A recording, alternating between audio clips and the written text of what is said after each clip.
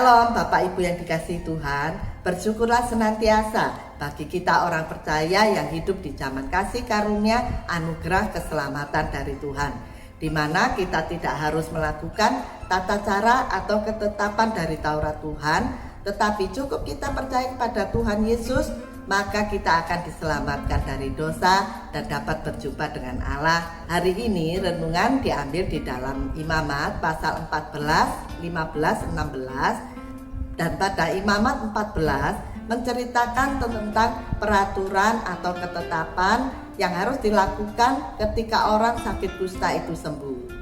Sakit kusta adalah penyakit yang menakutkan atau mengerikan, sebab anggota tubuhnya dapat lepas dari tubuhnya, juga mental fisiknya, karena ketika dia berjumpa dengan orang sehat, dia dikatakan najis-najis. Dan ketika orang kusta itu sembuh, itu menjadi hal yang luar biasa menyenangkan atau membuat sukacita. Dan di dalam perjanjian baru diceritakan Tuhan Yesus menyembuhkan 10 orang kusta dengan tanpa usaha mereka, tetapi melalui mujizat yang Tuhan berikan. Ketika mereka sudah benar-benar sembuh, hanya 1 orang yang kembali kepada Tuhan dengan ucapan syukur.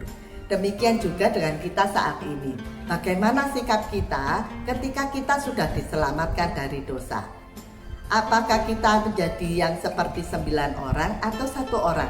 Tentu saja kita harus menjadi 1 orang yang kembali kepada Tuhan dengan ucapan syukur, yaitu tindakan kita harus sesuai dengan teladan Kristus, yaitu mengasihi Tuhan kita dengan segenap hati kita, juga mengasihi sesama kita seperti diri kita sendiri.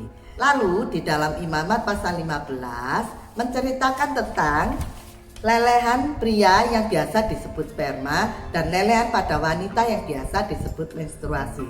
Hal ini adalah suatu yang wajar atau bersifat biologis bagi tubuh manusia, yaitu suatu metabolisme tubuh yang harus terjadi bagi pria dan wanita. Kenapa hal ini ditulis? Agar menunjukkan bahwa tubuh ini meskipun kita belum melakukan dosa, tetapi ketika kita mengalami hal itu, kita sudah berdosa. Juga menunjukkan bahwa betapa beratnya hidup ikut Taurat Tuhan. Makanya selayaknya kita mengucap syukur bahwa Tuhan Yesus telah membuat kita tidak perlu melakukan ketetapan di dalam Taurat itu, sebab kita hidup di dalam kasih karunia anugerah keselamatan saat ini. Juga di dalam Imamat 16 diceritakan tentang hari raya perdamaian.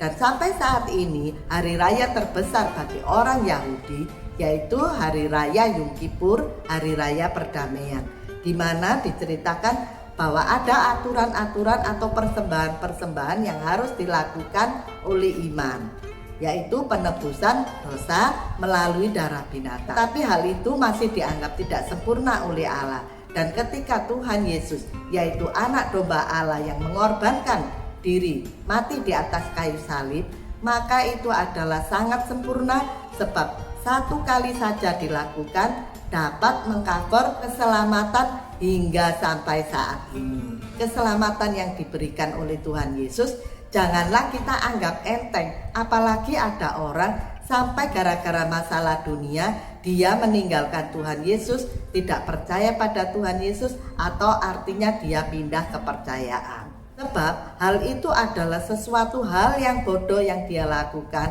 sebab tidak ada darah apapun dari pengorbanan yang diberikan oleh binatang dapat membuat pendamaian bagi Allah.